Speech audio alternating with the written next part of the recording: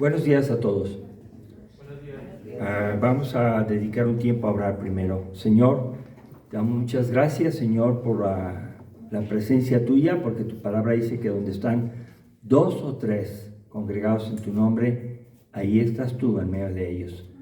Gracias, Señor, por tu presencia prometida y real. Y queremos, Señor, suplicarte que sea tu Espíritu Santo que enviaste, que nos guíe, Señor, a través de la exposición de tu palabra y que nosotros tengamos un corazón sencillo y humilde para ver cómo aplicarla a nuestra vida. Sabemos, Dios, de que tú no fallas, pero nosotros sí fallamos, que tú explicas las cosas y a veces no las entendemos. Por eso necesitamos tu ayuda para hacer tu voluntad y no solamente para escucharla. Te suplicamos todo esto en el nombre de nuestro Señor y Salvador Jesucristo. Amén. Amén. Quiero iniciar recordando unos versículos solamente y su interpretación de la parábola del sembrador. Ustedes saben que en esa parábola hay 4 tipos de tierra en la que se siembra la semilla, ¿verdad?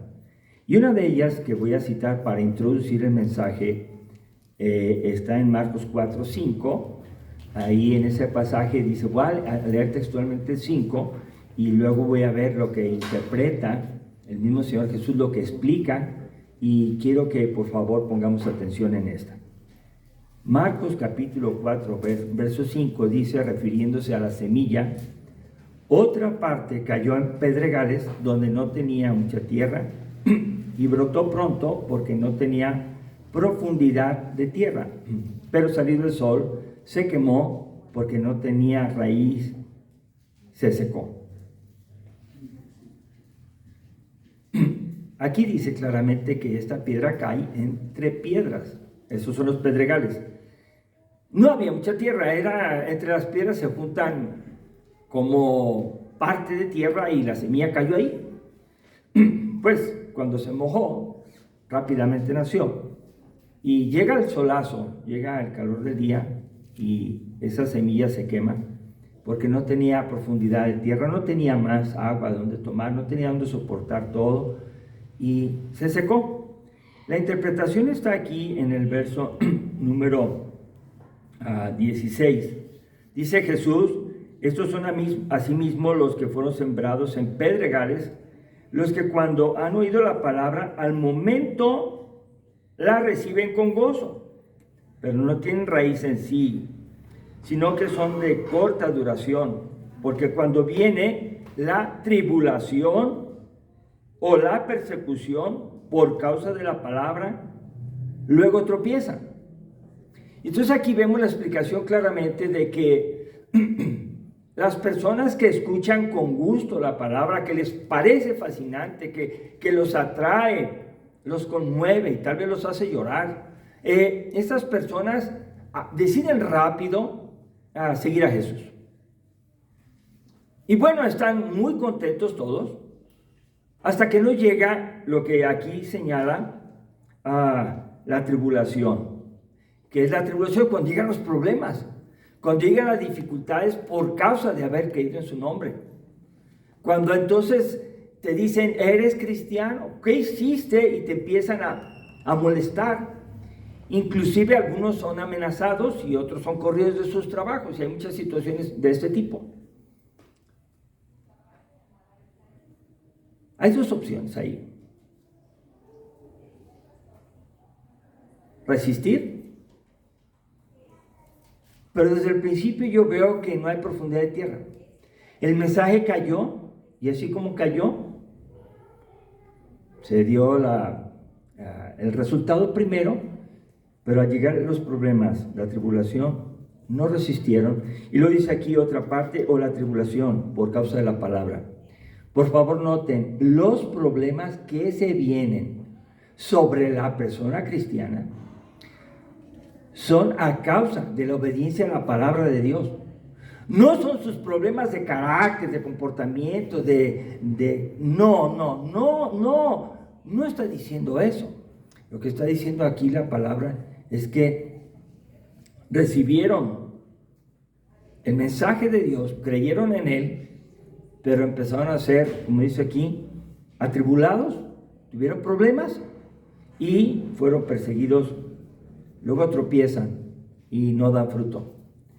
Bueno, yo quisiera que esto nos sirviera de introducción, porque el mensaje de Jesús generalmente es un mensaje muy alentador, en el sentido de que te va a ir bien, cambia de vida, mira cuántas cosas maravillosas van a suceder en ti. Y lo que estamos nosotros viendo es como una ilusión, una esperanza falsa, en el sentido de que no se habla el mensaje completo. El mensaje completo es un mensaje que trae dos partes. Una, el gozo de haber creído, y la otra, la respuesta cuando tengas tribulación. Entonces tiene dos respuestas. El mensaje tiene dos respuestas. Entonces yo le titulé el mensaje de hoy, dos respuestas al mensaje de Jesús, en el sentido de ¿qué hacemos? En el pasaje que leímos en San Juan capítulo 15, y vamos a regresar a él, vamos a ir viendo como guía ese pasaje, y dice en el versículo 20, Juan 15, 20, dice así: acordaos de la palabra que yo os he dicho, el siervo no es mayor que su señor. Si a mí me han perseguido, también a vosotros os perseguirán. Si han guardado mi palabra, también guardarán la vuestra. Bueno, empieza Jesús diciendo en este versículo, acordaos de la palabra. Y cuando dice acordaos, es que no te olvides del mensaje claro. No mandes esto al olvido, no. Recuerda constantemente la palabra que les he dicho. Un cristiano se caracteriza porque recuerda la palabra ante todos los eventos de la vida que tiene enfrente. Un cristiano sabe leer la palabra y sabe qué hacer, porque la palabra a través del Espíritu Santo le va a guiar. Y no va a estar diciendo, no me parece bien. Va a estar afirmándose en la palabra y va a decir, así dice, así hago. Ese es un verdadero cristiano. ¿Quién es un cristiano falso? Aquel que escucha la palabra y le compone o evita lo que implica la obediencia y no quiere obedecer, sin profundidad. Dice aquí, acuérdense de esa palabra que ya les he dicho, y dice una relación entre un siervo y su señor, un siervo y su amo. Y dice así, el siervo no es mayor que su señor. Y yo pregunto, ¿quién es el siervo y quién es el señor? ¿Alguien puede contestar? ¿Quién es el siervo y quién es el señor? El cristiano es el siervo y el Señor es Jesucristo o Dios. Y entonces dice así, el siervo no es mayor que su señor. Y dice, si a mí me han perseguido, también a ustedes les perseguirán. Si han guardado mi palabra, también guardarán la vuestra. Entonces tenemos dos respuestas al mensaje de Jesús. La primera respuesta es perseguir el mensaje, perseguir a la persona que da el mensaje, perseguir al que originó el mensaje, que es Jesucristo, o también recibir el mensaje y obedecerlo. No hay más de dos. O aceptas el mensaje con todo tu corazón o lo rechazas. ¿Por qué digo con todo tu corazón? Porque el mensaje tiene que llegar hasta lo más profundo de tu ser, para que no lleguen las tribulaciones y de repente ya no estés ahí siguiendo a Cristo. Bueno, ya definimos quién es el siervo. El siervo somos nosotros. ¿Quién es el Señor? Jesucristo. Ya definimos que hay dos respuestas: rechazar el mensaje y perseguir a quien lo está dando, o obedecer al mensaje y hacer una comunión verdadera con el que da el mensaje. Los resultados no se pueden ocultar. Los resultados los vivimos diario y tenemos entonces que recordar que hay dos reinos en la tierra. Obviamente que antes del pecado solamente estaba el reino de Dios, solamente estaba el reino de Dios. Pero después de la rebelión de ese bello ángel que se creyó superior a Dios y que tenía el deseo de poner su trono por encima de Dios, y que fue descubierto y fue expulsado, de ahí engaña también a Adán y Eva. Y nosotros en Adán y Eva también somos con esa naturaleza, tenemos esa naturaleza de pecado. Hay dos reinos entonces. ¿Cuál es un reino? El reino de Satanás. ¿Y cuál es el otro reino? El reino de Dios. Ahora, ¿yo cómo puedo identificar los reinos? Pues es muy fácil.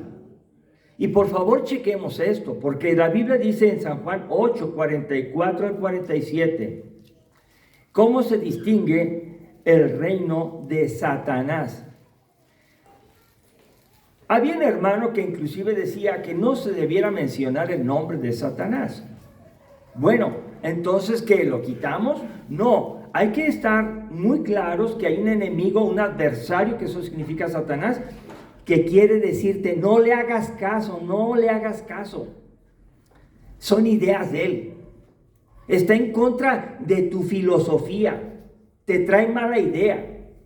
En vez de decir, la Biblia dice, y voy a hacerle caso al Señor, porque yo soy su siervo. Hay personas que escuchan el mensaje y no quieren entender. Aunque digan que lo entienden, si no lo hacen, es como no recibirlo. Aunque su inteligencia, conozco muchas personas, pero muchas personas, bueno, no tantas, pues, pero puedo recordar los nombres de algunos, no se los voy a mencionar, que usted está explicando la Biblia, está dando el plan, llega a entregar su vida a Cristo con una lucidez rápida, contestan maravillosamente bien todo, y tú les dices, fabuloso, el Espíritu Santo les tocó, y tú estás feliz, pero va pasando el tiempo y esa inteligencia no la usan para el Señor. Saben todo, contestan bien, pero se meten a acciones que son de maldad. Y tú dices, ¿qué pasó ahí? Lo que pasó es que estamos dotados para entender todo y repetirlo, tal vez como repiten las cosas que se aprenden, pero el corazón no ha sido alcanzado. Entonces hay personas que de corazón no están bien fundados. En este versículo que vamos a leer, en Juan 8, 44 al 47, cita a este tipo de personas. Juan 8, 44 al 47, y ustedes van a ver claramente que eso es lo que ellos creen. En San Juan 8, 44 al 47 dice así: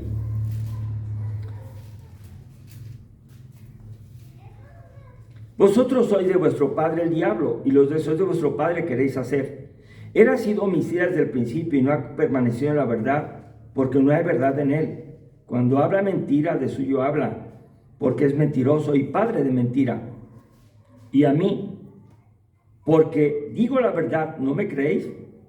¿Quién de vosotros me reprende, me redarguye de pecado? Pues si digo la verdad, ¿por qué vosotros no creéis? El que es de Dios, las palabras de Dios oye.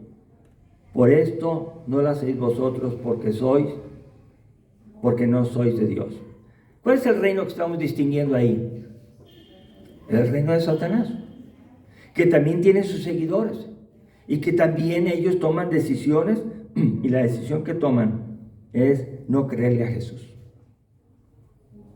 No creerle a Jesús. Hermanos, cuando Dios dice algo, haz esto, y tú le dices que sí, y no lo haces, estás demostrando que no le crees. Y no te escudes, ni yo me escudo, en que es mi personalidad, así es, y no puedo cambiar, no es cierto. Porque yo te pudiera contestar, la Biblia puede decirte, tienes el Espíritu Santo. Y tienes un espíritu de poder, de amor y dominio propio. Y tienes amor, gozo, paz, paciencia, fe, benignidad, templanza, bondad, mansedumbre. Y contra tales cosas no hay quien lo pueda impedir. Entonces, si tienes al Espíritu Santo, debes vivir reflejando el Espíritu Santo. Y el reino de Satanás no refleja el reino del Espíritu Santo de verdad. Es finalmente un hipócrita, mentiroso, chapucero, que cuando está queriendo conseguir algo, seduce a las personas a través de una blandita voz, a través de dinero, a través de oportunidades para que tú cedas. Te convence y tú dices, es que creo que es bueno. Pero cuando tú ves la Biblia y dices, esto no es de Dios, tú tienes la decisión de optar por obedecer a Jesús o quedarte en esa seducción. Tú decides. El reino de los cielos es diferente. Entonces, ¿qué distingue al reino de Satanás? El odio, la mentira y la muerte. El odio, la mentira y la muerte. La paga el pecado es muerte. Cuando alguien practica la mentira, cuando alguien se dedica a la maldad, no es un auténtico creyente. Es un inteligente, conocedor y repetidor de las Sagradas Escrituras, pero si no puede vencer su pecado, nunca puede vencer su pecado, es esclavo del pecado, no es hijo de Dios, es esclavo del pecado, ¿me entienden? No doremos la píldora, no la hagamos blandita. El que es de Dios, las cosas de Dios escucha y las habla, y el que no, es un mentiroso disfrazado. Bueno, ¿qué distingue al reino de Dios? Vamos al capítulo 13 de San Juan, versos 34 al 35. San Juan 13, versos 34 y 35. Y dice así, ya que lo tengan, lo leo.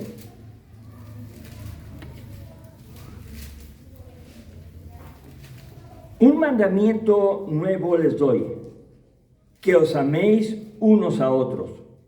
Como yo les he amado, que también os améis unos a otros. En esto conocerán todos que son mis discípulos, si tuvieran amor los unos con los otros. Ustedes ven claramente aquí que el mandamiento de Jesús, que es el Señor, y nosotros somos los siervos, lo escuchamos y decimos, el Señor dice, yo obedezco. Y esa es una relación sana, una relación verdadera con Cristo, con Dios. Él habla, yo oigo y obedezco. Cuando dice así, dice entonces que os améis unos a otros. Quiere decir que el amor es la característica que se da en las relaciones de todo tipo. Laborales, familiares, vecinales, gubernamentales, de todo tipo. Porque el amor es una característica que es del reino de Dios. La primera característica del fruto el fruto del Espíritu es amor. Y si alguien no tiene amor, no puede ser cristiano. Así diga que es cristiano.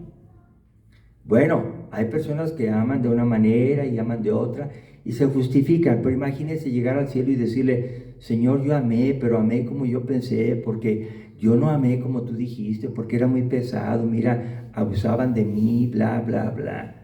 Y Jesús solamente va a contestar, ¿tú crees que yo hice lo que tú me estás diciendo? ¿Qué hiciste? Yo morí en la cruz y yo di mi vida por su salvación. Y yo dije, Padre, perdónales porque no saben lo que hacen. Y Él pudo perdonar y volver a acercarse a nosotros. Nosotros habíamos fallado. Nosotros le habíamos condenado. Y el evangelio de amor sigue extendiéndose a través de sus discípulos. Y vamos a continuar. El reino de Dios se distingue por el amor y por la verdad. No hay otro mensaje, hermanos. Hay justificaciones miles, estudios miles.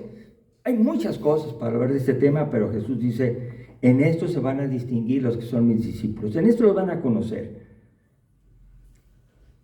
Que se amen unos a otros y luego dice, como yo les he amado. No como usted piense. Él es el amo, nosotros somos los siervos y Él es el ejemplo y nosotros obedecemos y seguimos su ejemplo, ¿de acuerdo? Ahora, repito, hay muchas maneras de pensar de esto, pero ahí la Biblia dice la verdad. Entre ambos reinos, entre el reino de Dios y el reino de Satanás, hay una tensión fuerte siempre, una lucha intensa que el mismo Pablo decía: el bien que quiero hacer no hago, pero el mal que no quiero hacer, eso hago. Hay una ley en mí que se opone. Pero este apóstol Pablo vive de tal manera que trae muchas personas a Cristo y no se escuda, y él sigue predicando el evangelio, y él se transforma más y más cada día, y lleva a otros. Cuando Jesús habla en el pasaje de San Juan 15 que estamos mirando nosotros aquí, una de las cosas que llama la atención entre todo lo que hemos dicho es que verso 24 dice: si yo no hubiera hecho entre ellos las obras que ningún otro ha hecho, no tendrían pecado, pero ahora han visto y han aborrecido a mí y a mi Padre.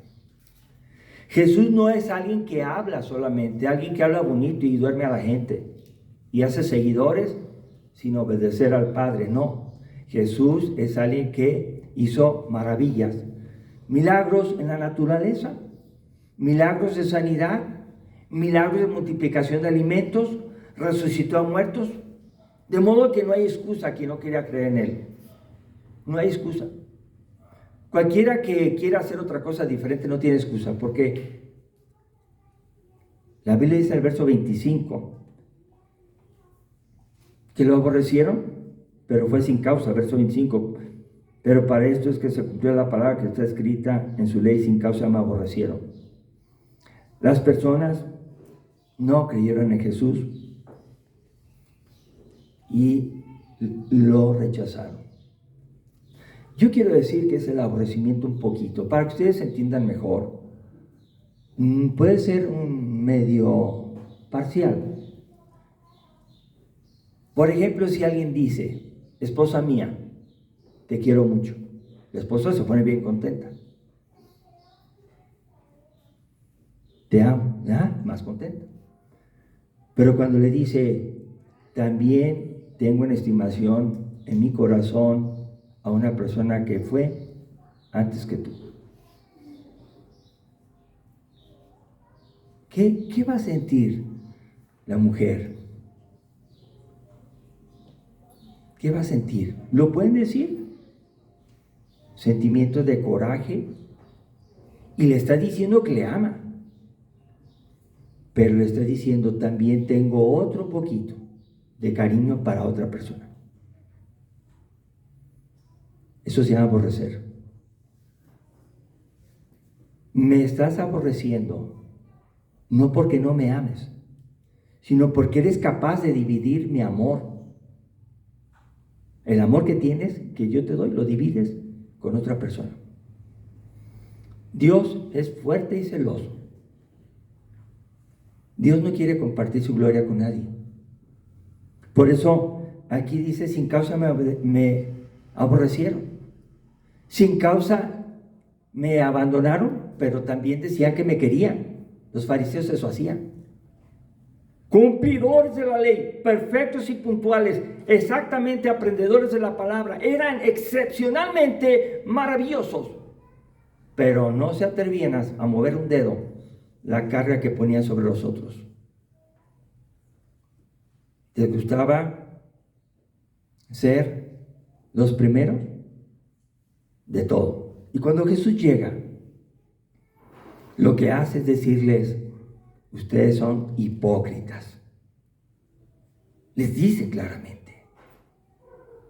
Porque tal vez algunos se arrepintieran, como pasó con Nicodemo, un principal de entre los fariseos, un rabí, maestro, se convirtió a Cristo, porque le habló claro. Muchas personas dicen que aman a Jesús y todavía viven para el mundo. Lo demuestran con su vida. Ustedes han escuchado mucho esto y no voy a abundar. Su vida refleja lo que ustedes promocionan. Su persona promociona algo. Eso que promocionan es del reino que pertenecen. ¿Me entienden? ¿Qué vives? ¿Qué dices? ¿Qué muestras? ¿Qué estás haciendo? Bueno, estas palabras Jesús las dijo para que cuando lleguen las tribulaciones por causa del nombre de Jesús, por causa de ser fiel, por causa de decir, tú no usas esto, tú no te pones esto, tú eres como otros que dicen, y tú digas, sí, así soy creyente y soy verdaderamente creyente. Pero ¿por qué no haces esto? Porque Dios no aprueba eso. Cuando venga eso, la tribulación, usted y yo tenemos que resistir de manera que nuestra fe no se pierda. Ahora, vamos al Hechos capítulo 26, para ver quién puede vivir creyendo que está haciendo bien, convencidísimo que está haciendo bien, pero está haciendo mal. Hechos 26, 9 al 11. Hechos 26, 9 al 11. Dice así: yo ciertamente, está diciendo Pablo, ¿verdad? Es el apóstol Pablo, ciertamente había creído mi deber hacer muchas cosas contra el nombre de Jesús de Nazaret, lo cual también hice en Jerusalén. Yo encerré en cárceles a muchos de los santos, habiendo recibido poderes de los principales sacerdotes, y cuando los mataron, yo di mi voto. Y muchas veces, castigándolos en todas las sinagogas, los forcé a blasfemar, y enfurecido sobremanera contra ellos, los perseguí hasta en las ciudades extranjeras. Pablo está bien convencido. Pablo sabía más de la Biblia que usted y yo y que todos los que estamos aquí. Sabía muchos idiomas. Fariseo de fariseos. Era una persona súper brillante.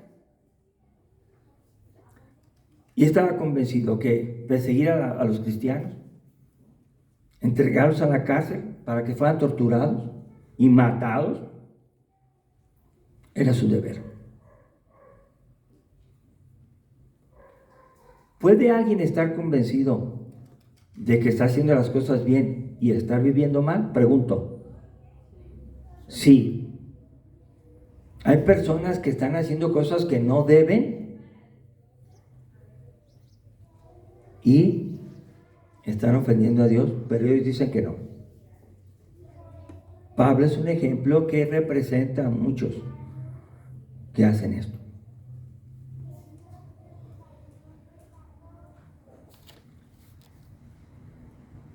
Pedro y Pablo toman la decisión de explicar cómo debemos afrontar cuando el evangelio ya no es tan tierno y tan amoroso.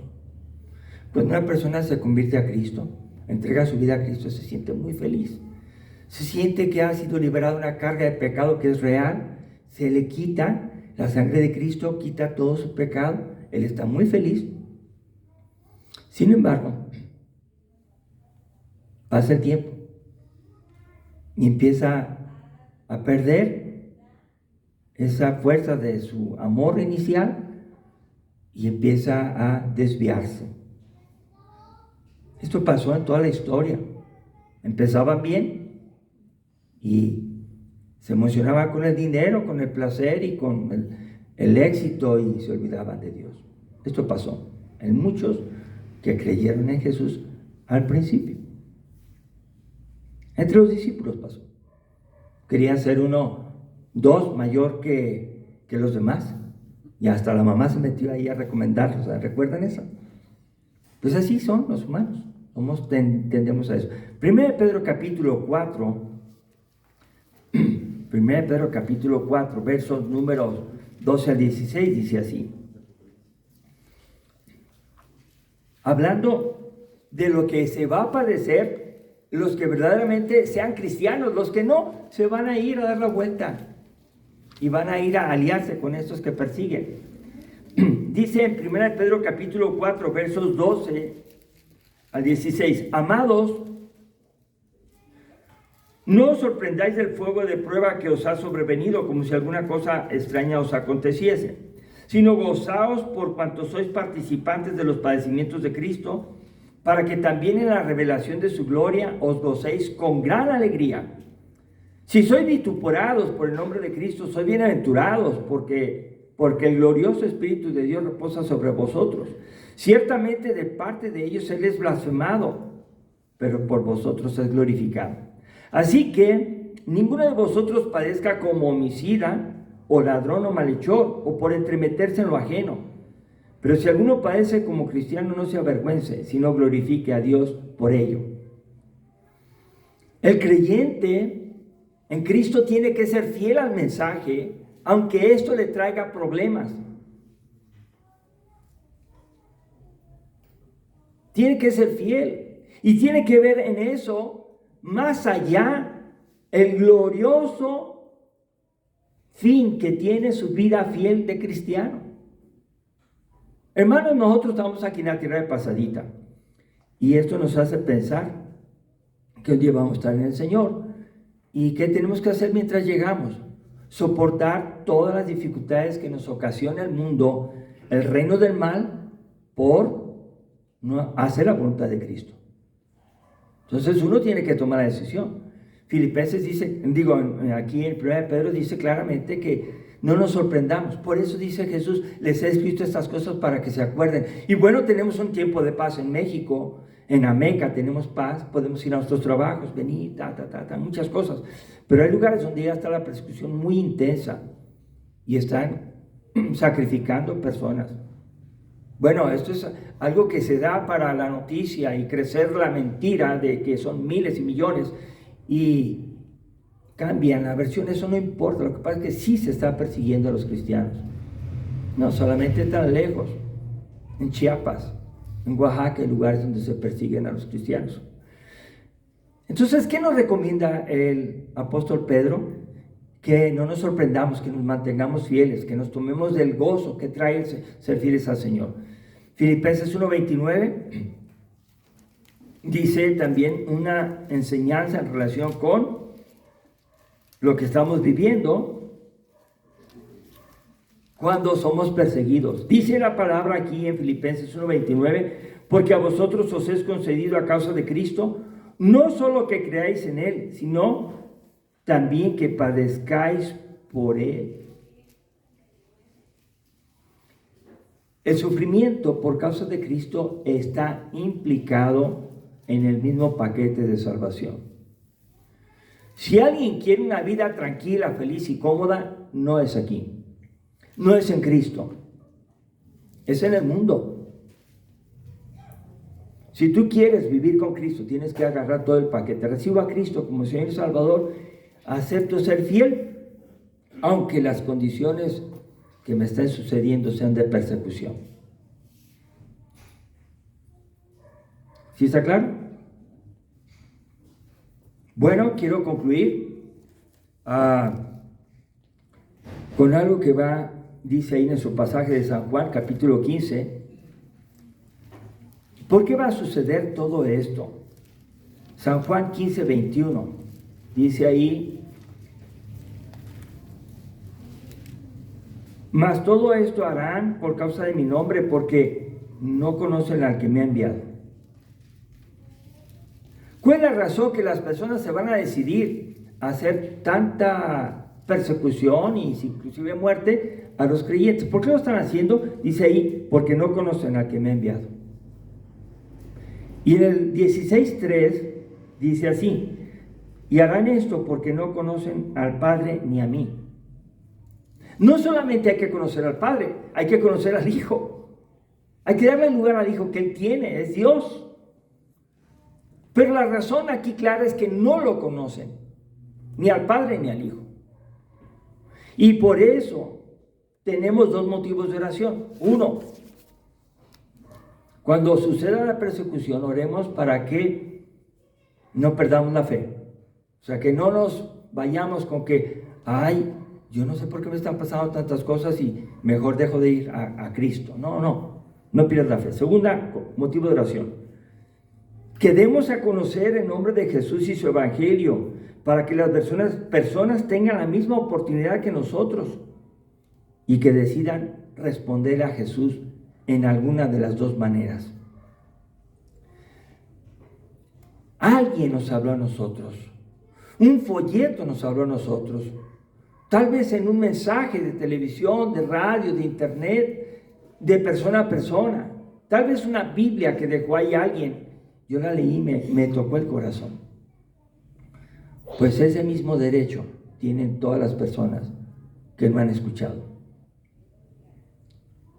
Y alguna vez pensé, si yo llevo a Cristo a mi vecino, tengo dos ganancias. Bueno, hay dos ganancias. Hay dos ganancias. Una, se salva. Y otra, me salva. Porque el vecino puede ser mi verdugo. El vecino puede ser alguien que me dé algún sustito por ahí. Pero que una persona es cristiana, porque le hablamos de Cristo, la persona tiene salvación y yo tengo seguridad. Y un verdadero cristiano tiene comunión con otro cristiano, ¿sí o no? Un verdadero cristiano no busca aislarse y ser solito con unos cuantos, no. El verdadero cristiano es con toda la iglesia. Comparte la vida, disfruta la vida con todos los cristianos. Es algo bonito. Por eso mi hermano Juan decía, nos da mucho gusto vernos, estar en la palabra y ver a muchos que no habíamos visto en mucho tiempo. ¿No es cierto, Juan? Y da gusto. Pues ese gusto es que Dios quiso que nosotros estuviéramos juntos y que conviviéramos, pero bajo su palabra. Entonces, ¿cuáles son las dos alternativas que tienen los que vamos a compartir el Evangelio? Una, recibir su palabra, obedecerle y seguir junto con nosotros. Y dos, rechazar su palabra, perseguirnos como el apóstol Pablo persiguió a sus discípulos. Ahí encontramos una razón fundamental de obedecer, de ir a ser discípulos a todas las naciones, de predicar el Evangelio, de hacerlo a tiempo y fuera de tiempo para que otros crean. Y se cumpla que cuando el Evangelio ha llegado hasta lo último de la tierra, a todas las naciones, entonces vendrá el fin. ¿Qué harás tú? ¿Te quedarás callado? ¿Buscarás solamente tu vida personal? ¿Triunfarás? ¿Harás planes para el futuro? ¿Dejarás a un lado a Cristo? ¿O en todo lo que he dicho será Cristo tu guía a través del Espíritu Santo y de tu palabra? Eso tú y yo lo decidimos. Y muy solos, muy en lo íntimo, muy cerca de Dios. Vamos a ponernos de pie, vamos a orar. Señor Dios, en este momento, gracias por tu palabra que nos anima a no olvidarnos de las enseñanzas que tú has dicho para cuando las situaciones no se tornan tan agradables, sino que son tribulación, Señor, y tal vez persecución, que ahorita, Padre, solamente vislumbramos de lejos por situaciones que ya se han mencionado mucho. Ahora ya no será tan bueno ser cristiano para el mundo. Serán reprobados los cristianos, seremos reprobados. Pero Padre, ayúdanos a ser fieles a tu palabra y no acomodarnos al mundo, ni a las modas, ni a las ideologías, sino entregarnos a ti profundamente con nuestro corazón y ser fieles, no solamente ahorita, como dice el que fuere fiel, hasta la muerte, recibirá la corona de la vida. Ayúdanos pues a hacer tu voluntad en medio de lo bueno que nos ha pasado y en medio de las adversidades, para que resistamos con tu ayuda, con la ayuda de tu palabra y de tu Espíritu Santo. Te lo suplicamos, oh Dios Padre, en el nombre de Jesucristo. Amén. Amén. Dios los bendiga, hermanos.